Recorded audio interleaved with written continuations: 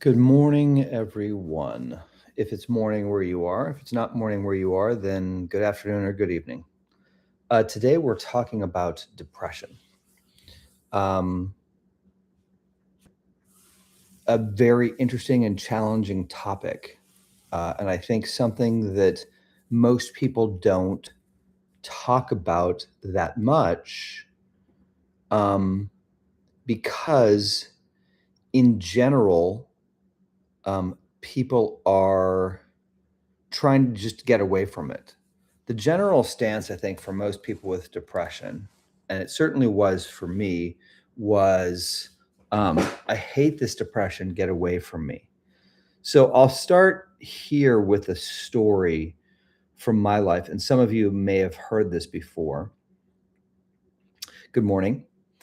Um, so I think the biggest breakthrough in depression for me was at the age of 35.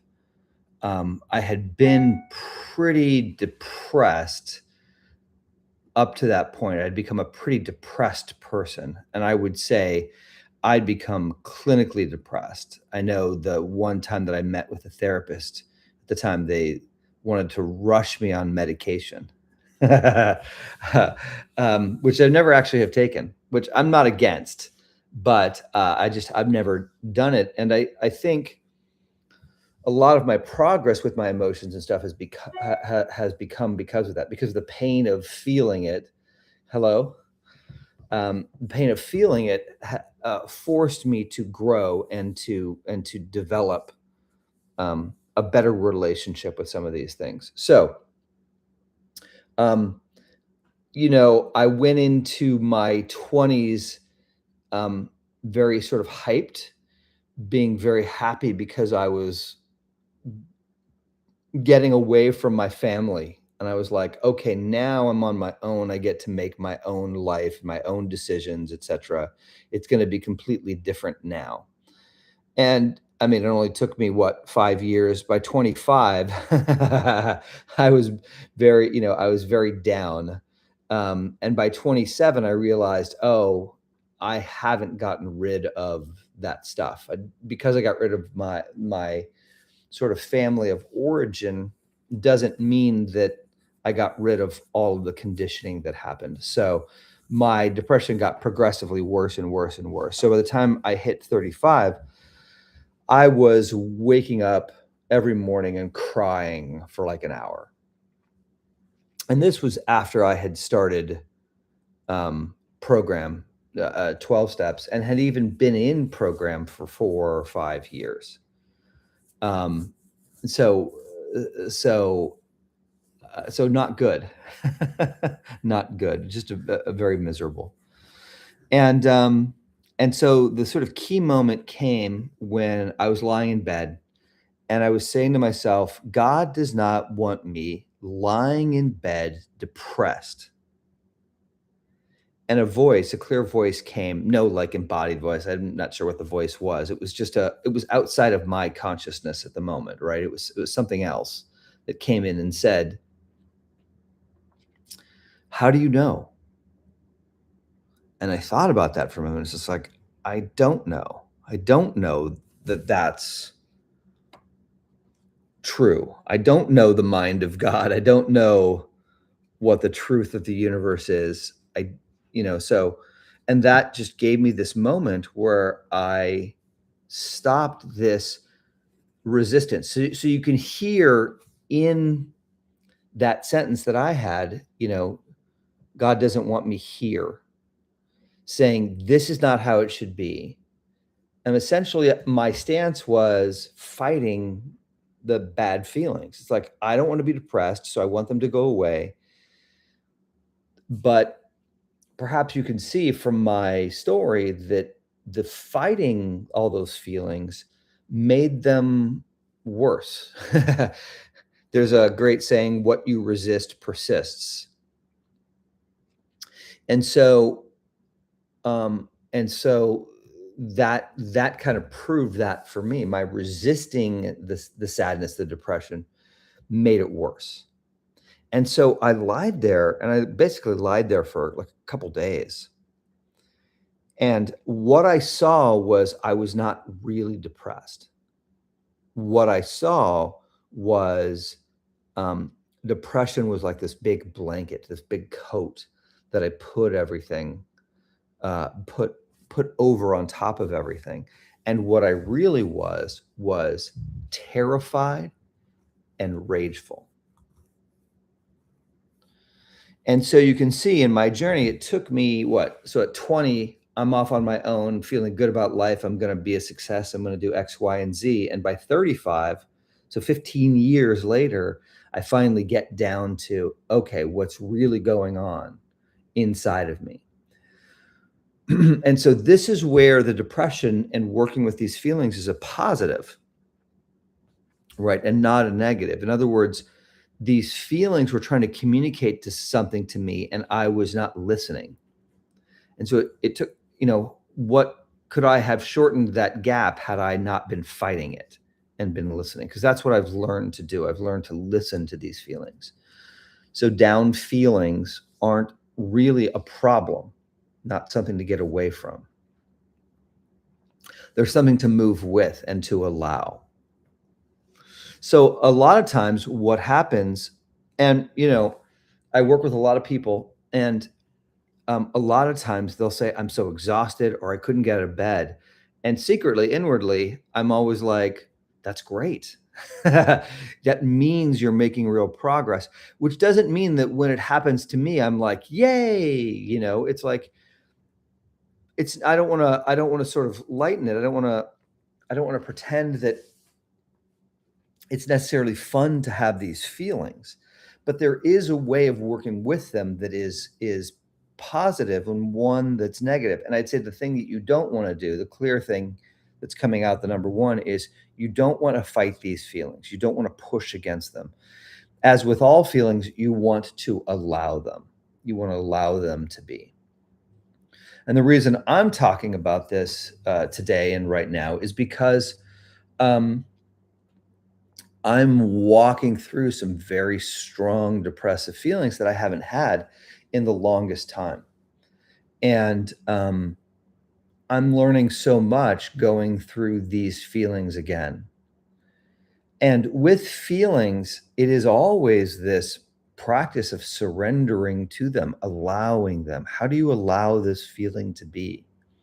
So it's not really doing anything, it's stopping doing something.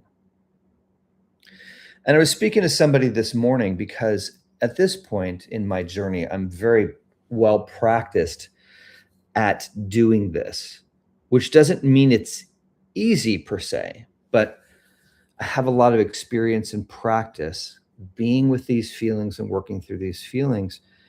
But it's still this constant thing of how can I surrender to this because I don't want to feel it. But in so many ways, it's the most natural thing in the world. The feeling is here. So why not feel it? And because I have a lot of experience, I've walked through a lot of these things. What I've seen, and this is the toughest thing, is when you're in the middle of it, it doesn't feel like it's ever going to end. It doesn't feel like it's going to come to a good place. But my experience is time and time again that stuff is getting sorted out, and poison is getting cleared out of the way, so to speak. And part of the depression is this resting. And what people don't get, and the reason I celebrate sometimes is when people say, oh, I couldn't get out of bed, and is because this takes a tremendous amount of emotional energy to clear these things. And a lot of people don't appreciate that. It's like people go out on and run like 10 miles and they go, God, I don't know why I'm so tired today.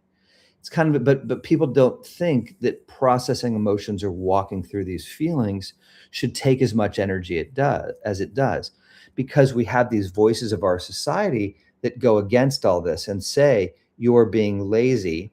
Hello, hello. You're being lazy. You should be doing X, Y, and Z.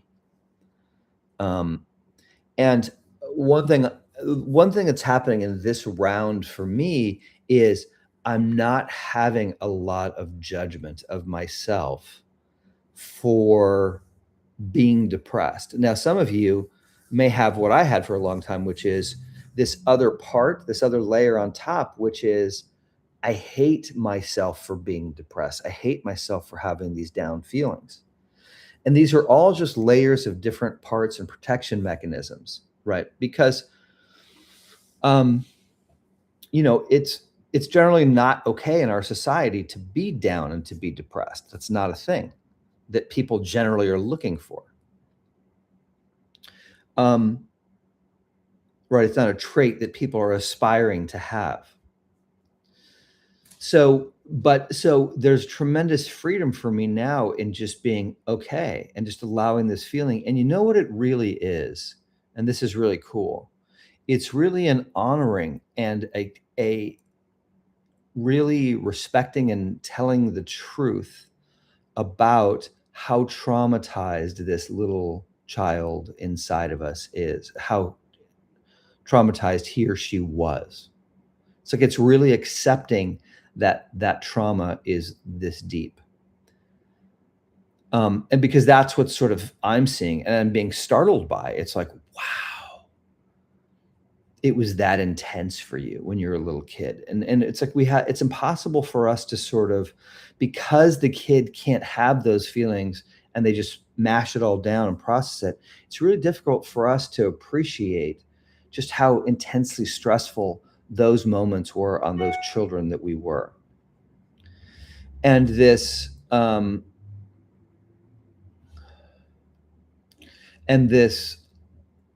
having incredible respect for yourself and having incredible respect for this energy of sadness and hurt. And so these are some of the things to look for as you're sitting with these feelings.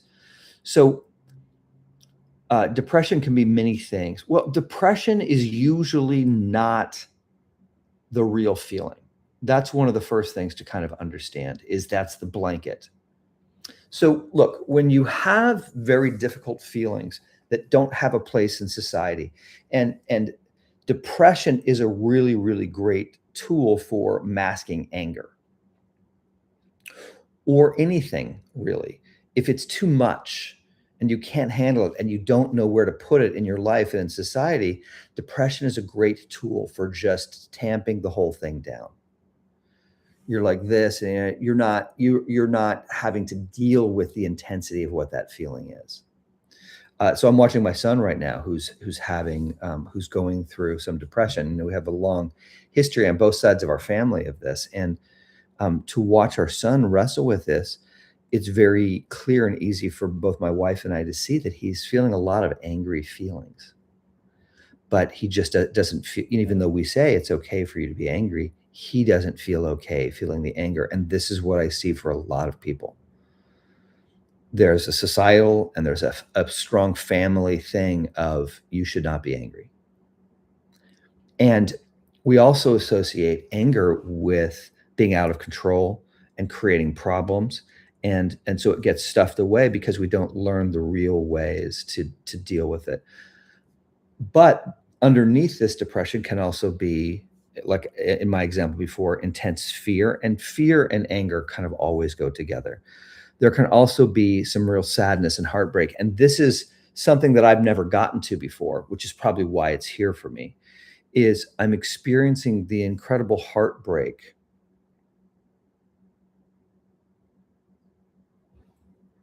Mm,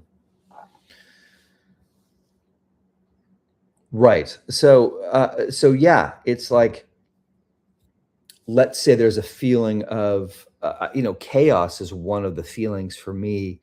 Like the child that I used to watch my parents fight. And for a little kid at 3 years old, it looked like Godzilla and Mothra fighting, tearing down cities. And that felt very chaotic and overwhelming. And so sometimes life can feel that way. And so that's a very good reason for depression to come in and just calm all that down. So those feelings are very anxiety producing. Those are more like amphetamines or uppers. Your system is charged, you're afraid. And it's like you can only take so much of that at any given time. And depression is this great kind of counter. It's like taking a lewd, it's like taking Quaaludes. It's a downer, or shooting heroin, right? It's this slowing your system down. It's a form of peace. It's a kind of, in some ways, unhealthy form of peace. In some ways, it's a healthy form of peace because it's the best we can do. But what we want to learn to do is get to real peace, not this faux kind of inner pharmacological, our inner chemistry shooting us down, right? Like, so if we feel unsafe, we go to these angry places, which feels very charged, which helps us to feel stronger and mobilizes things, or the oldest, for humanity, the oldest and biggest protection mechanism is I play dead. I roll up in a ball and I shut down. And so it can make what it can do is it can really, and I have a couple of clients who have chronic fatigue, which is like an extreme version of this, right? It's a sort of a constant down state because they're generally so afraid of their anger and afraid of their feelings. So when you're down there, when you're looking, you want to be really available for what are the feelings that are really there underneath. So in my case, depression, right now, before it used to be terror and anger. It's not so much anymore. Now it's hurt. And so it's kind of bizarre that I haven't ever really processed my sort of hurt feelings as a child. It's like, for some reason, it occurred to me that my dad hated me and that he just thought I wasn't very good. And, this little kid feeling like, wow, I'm this great thing, but what's being reflected back to me is I'm this horrible thing. I'm like confused and really hurt, really sad about that. Heartbroken is a word that comes to mind, and it's kind of funny because, again, when I get to work with clients and different people, I get to see these aspects. I had a client recently that I worked with where was very heartbroken, and it really helped me to get in touch with that and get in, and so this is the gift of depression. Depression slows us down and allows us to calm down and go inside, which is always challenging. Like, let's be honest about that. It's not just like, oh, it's so easy to just relax and be with my feelings. It's not, but it is potentially the most productive thing that we can do while we're on the planet, believe it or not, because it clears away these blocks. So, like, as an example, like, I had blocks around under earning. I could only earn $50,000. No matter how hard I tried, I could only get up to $50,000 a year. And then I cleared out the blocks, and then I started earning upwards of $130,000, $150,000, $180,000 a year, right? Because I cleared out the blocks. So that's how practical these things are. And so I don't know what the other side of this looks like, the other side of this heartbreak. But there's no question that I'm not doing things in my life because this heartbreak is this block that's there, right? And so it may not be heartbreak for you. It may be extreme fear, maybe anxiety. It may be rage. And sometimes that can be very hard to find in ourselves, that where we're enraged. So these are things to look for when you're down. And the most important thing is like, to take the time and to allow yourself to be down. So after 35, when I learned this, that's the one change that I made. And I think my work is a bit more advanced now, but the one change I made after that is when I was depressed, I just allowed myself to be depressed. I would lay there and just be down, and I would allow that to move through me. And all of it moved through me a lot quicker. And I got faster at moving through these down feelings. But now, instead of just allowing myself to be down, now I actively work and process these feelings. And not actively work and process, but I really allow them more deeply, and I'm consciously working on allowing them and getting down to it. And so let me give you, before we go into like a meditation, and maybe I'll take some questions here in a second, but the one thing that I found for my nervous system, and I found it's very true for a lot of people, is these parts inside of us that are so hurt and so wounded, like like any living organism, they want to be understood.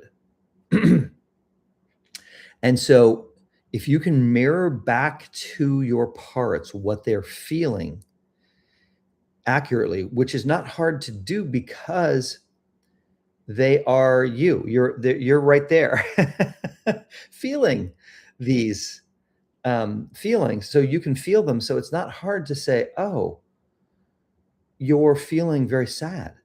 And just that mirroring back, and we're taught to do this with our kids and to other people, to mirror back what people are saying to us, because there's not an organism in the world that I've seen that doesn't like to be understood.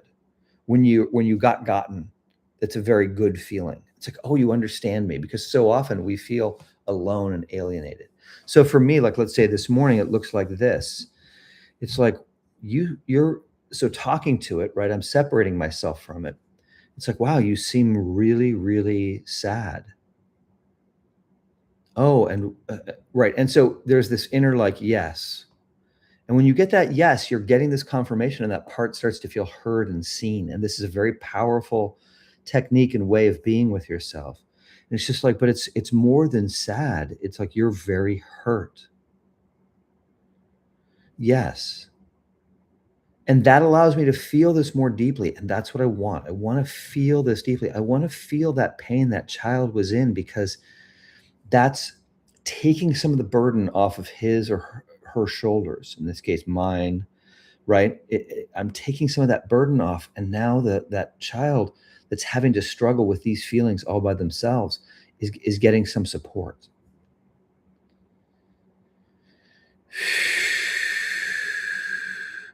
And it's like, and I feel some anger there. You're angry about how hurt you are. Yes. Yes. So it's this hurt mixed with anger. Now I'm feeling that. So now I'm more tuned into that feeling. And so now I'm beneath the depression, and I'm now working with this feeling. This feeling of being angry and hurt is not depression.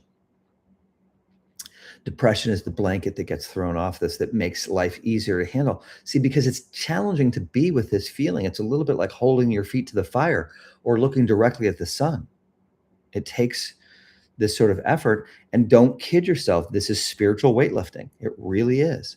And it's making you stronger, and it's making you more capable of being with these feelings, but getting closer and deeper. To do this, you have to get closer and deeper to your true self. And so the separation comes, so there's more strong rootedness. And one thing I want you to look out for as you're working with these down feelings is I want you to notice your breath. That's the best sign. So if I go down and I'm feeling this hurt, anger, I notice my breath is deep and rich and full.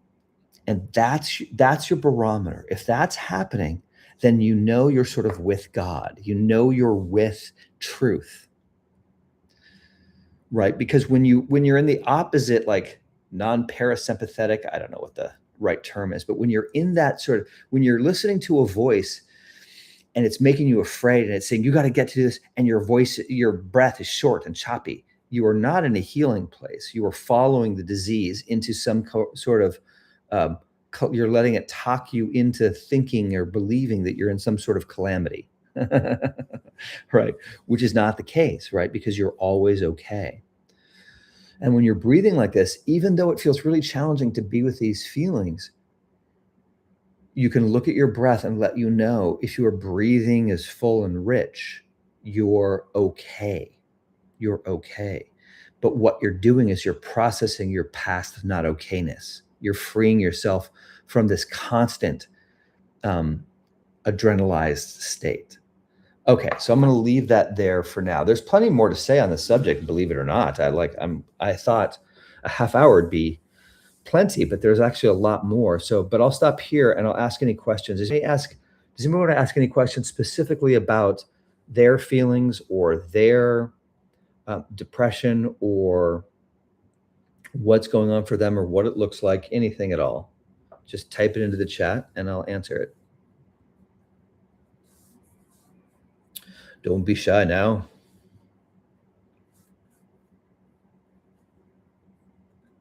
Okay, good. Someone said, Susie said she appreciated the language and tone a lot. Yeah, tone is kind of everything when you're dealing with parts.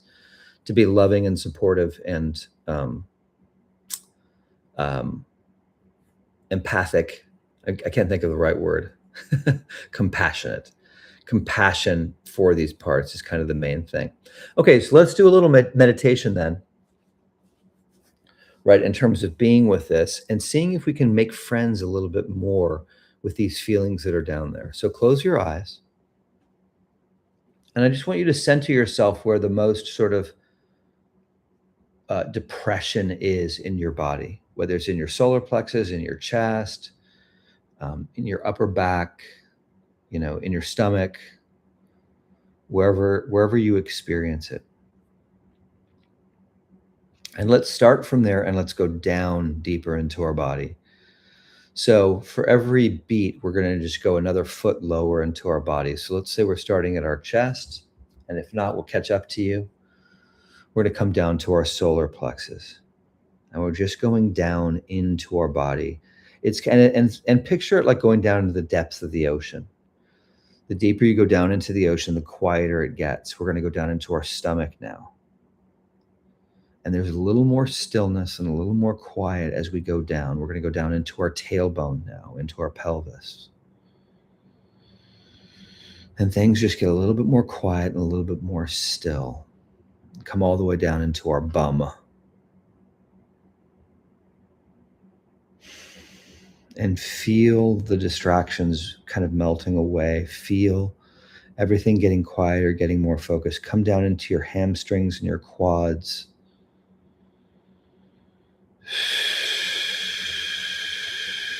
Things are getting quieter and more still. The deeper we go into our body, now come down into your knees. And we're 20,000 feet deep in the ocean. Come down into your calves. Come down into your ankles. Experience that quiet stillness. Come down into your feet.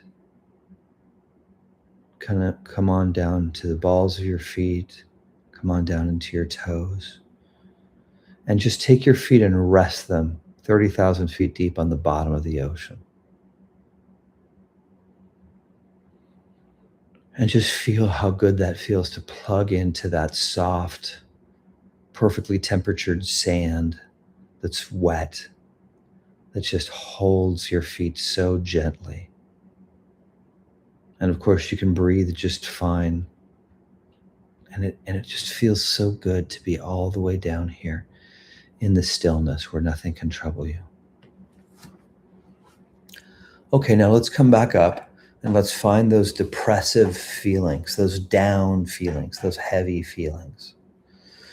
And let's see where they are in our body. Are they in our chest? Are they in our stomach? And wherever they are, just go to that place and feel the physical sensation of that weight. I always encourage you, whenever you have a feeling, to find where it is in your body and to feel the physical experience of it in your body. Because so many times our emotions are reactions to thoughts that aren't real. So plugging into the reality of our body, because regardless of whether it's a true stressor or it's an imagined stressor, there's still something happening in the body. Something is really happening there. And when we tune into it, we're a layer closer to reality. Now, to go a step further, we want to really kind of name and claim what those physical sensations are. Is it heat? Is it weight? Is it pressure? Is it electricity? Is it swirling? What is that experience? Does it just feel heavy, like 1,000 pounds is resting on you? And just feel into that experience. Okay, good. Now that we're with this heaviness, right, it's weighing you down. Notice that, like a weighted blanket, there's something that feels good about that weighing down, right? That's part of what we're doing here, is we're seeing the positives of this. There's something that wants to keep us down and hold us down, and that's not necessarily bad. It's slowing us down. And like a weighted blanket can feel really good. This weight also, there's something that feels kind of good about it, like it's grounding. So appreciate the positive thing about the depression. And now that we're here and we're feeling this physical experiences, we want to go a little bit deeper and just see, can you find, do you feel anything else? Is there sadness there? Is there hurt there? Is there anger there? Is there chaos there? Do you feel any other sensations under this blanket of depression? And whatever you do, whatever you find, and even if you don't see anything else, that's fine. I want you now just to talk to that part. And I want you just to sort of mirror back to it what it's feeling. It's like, you seem really, and that's a pretty safe way to do it rather than tell it, you're sad. Start off with saying, you seem really sad to me, or you seem really scared.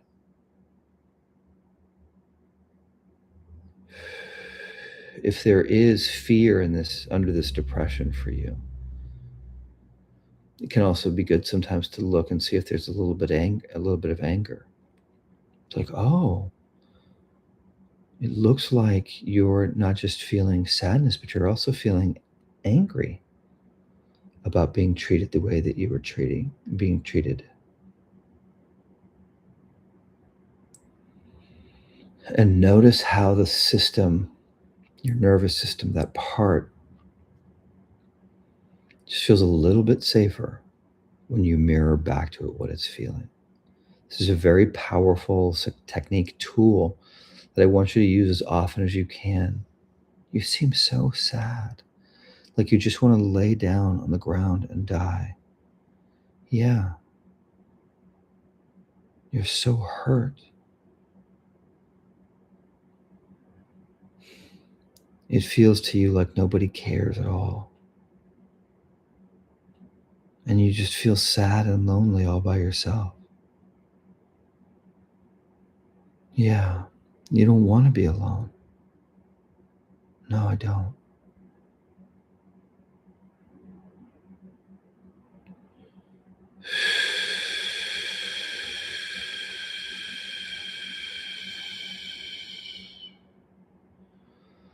Okay, good. So hopefully that's helpful just to sort of practice. I know you are all in this process of learning how to surrender. And notice that it is a surrender, that it's a surrendering to the intensity of these feelings. And so it's this little bit by little bit that we give up and that we're sort of freed from this bondage. And that it always feels good to give up. We think we're going to be destroyed if we give in to these feelings, but the opposite happens. Notice that as we come out of this, we feel a little bit more grounded, a little bit lighter. And this is the thing that always happens, is when we go into these intense feelings, we come out. It makes no sense, right? Here's this pain that our body is trying to keep us away from. And we say, no, I'm going to walk right into it. And we do. And we walk out feeling better. When we listen to our head that says, get away from this, we feel worse because we're denying what's really happening. Okay, there's a lot of notes while I had my eyes closed. So let me go through them. Angie says, timing is a thing for me. It's helping me realize that things are not going to happen on my timing. Yes. You know, it's funny. I was talking to somebody else the other day, and this aspect of surrender is kind of the key thing. I said, look, if you show up and you do these things, it's all going to happen for you. But what I can guarantee you, it's not going to happen in the timetable that you want. And better said, the timetable that your ego wants. And it's not going to look the way that you expect it. It's going to be different because the ego doesn't really know what it should look like. It's not the final arbiter of what it should look like, but that's the goal, the target that we're looking at. And so the ego is always wrong. So letting go of those sort of expectations of that is part of the surrender. So yes, it's not going to happen in your own time. And Susie says, I noticed that I moved from observing my intense feelings to be caught in them. Yes. Okay, very good. Yes. And that's a stage right? That's a stage of working with this. There's going to be this, I get caught in them and I step out of them. And so one thing to do is to um, one thing to do is to, the technical word is titrate, which I hate, but it's to sort of go in and out. So when I'm really dealing with very challenging feelings, I like to have this touchstone of God or peace or something. So that's why a lot of times I'll direct you all to your feet or to some place in your body um, where you can feel more calm, and that becomes your kind of anchor that you come back to. So you go and you're in the feeling, and then let's say you start to get overwhelmed by the feeling. It's like, okay, good, you felt that. Now step back out and come back down to your toes, and now just come back into that thing and say, okay, get a couple breaths. It's like practicing holding your breath underwater, right? You got to come up for air and then you go down and you practice. So you're learning to be with this intensity. And when you come back to this neutral place, you're learning that you can touch this without it killing you. And you do it, there's several different ways to do it. One is you just do it in short bursts. You say, I'm going to feel this for a little while. And okay, now I'm backing out and I'm coming, and then I come back in and I feel it. That's one way. The other way to do it is to imagine that you're 40 feet away from it. You're really far away from it. And you're just touching this intense feeling with your pinky, just like this, just like, oh, I'm just touching a little bit, but you're still feeling it. That's a way to modulate the intensity when you're working with these feelings.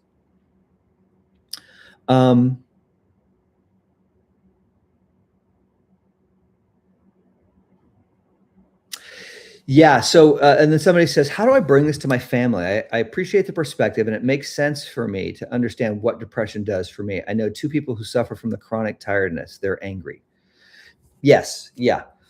Um, Roxy. Okay. I thought that was you. It's very challenging when you're dealing with other people. The best thing you can do is be compassionate.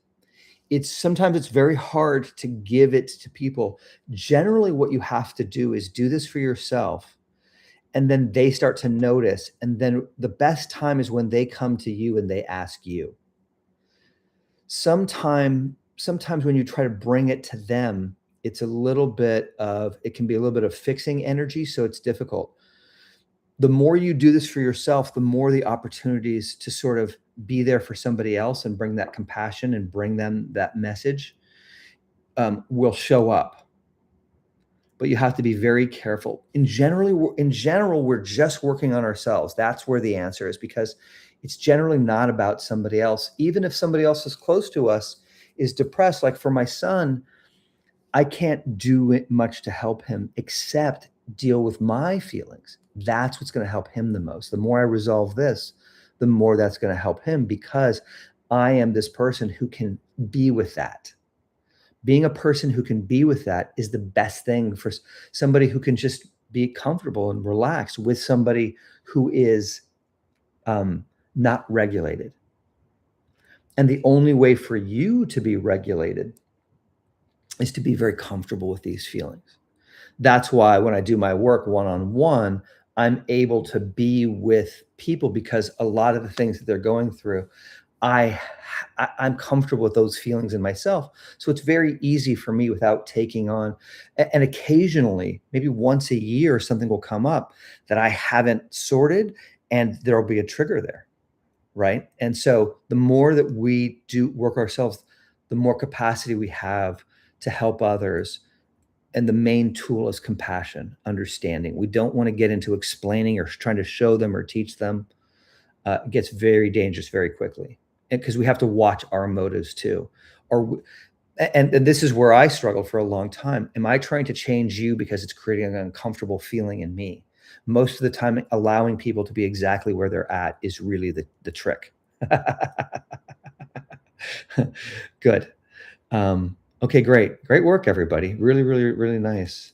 So we'll see what we do next week. If maybe we'll do another thing on depression, because there's a bit more to talk about. But this was Really good. So the main things that I would say, just to reiterate what we talked about here today, number one, don't fight it. Allow it. Create space and time for yourself. If you have the time and space, lie there in bed for an extra half hour or an hour and just be depressed. Allow it.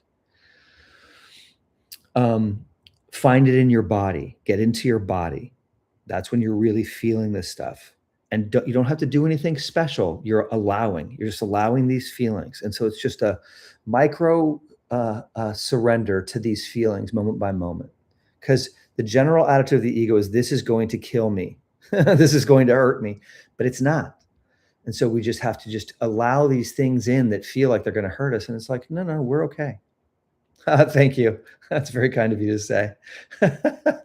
And then lastly, bringing this compassionate voice is the one thing I can see, if you're doing it from the right place, that can accelerate. It's very dangerous to try to want to accelerate this process because it's counter to this process. Because when you're being with somebody, if you're with a little girl and she skinned her knee and she's sitting on a park bench and you come over and she's sad and hurt, you just want to be, oh, sweetheart, so you want to let her cry, right? Allowing is, yeah, that's my best word for this, allowing. You just want to let her cry. You don't want to be looking at your watch going, are you done crying yet? Can we go now? Or is it okay? Can we, because now it's going to stop her process. So you don't want to do anything to stop the process. But if you can, from a genuine place, come and say, God, you just seem so sad. And you're feeling what they're feeling. You're empathetic, and you really care. And you're saying, I'm so sorry that you're hurting so much. That helps them feel heard more. And that can speed up them feeling safe with these feelings. Okay, so those are the kind of main three things to remember when you're really working with depression, which I hope you all do, because there are great gifts on the other side of this.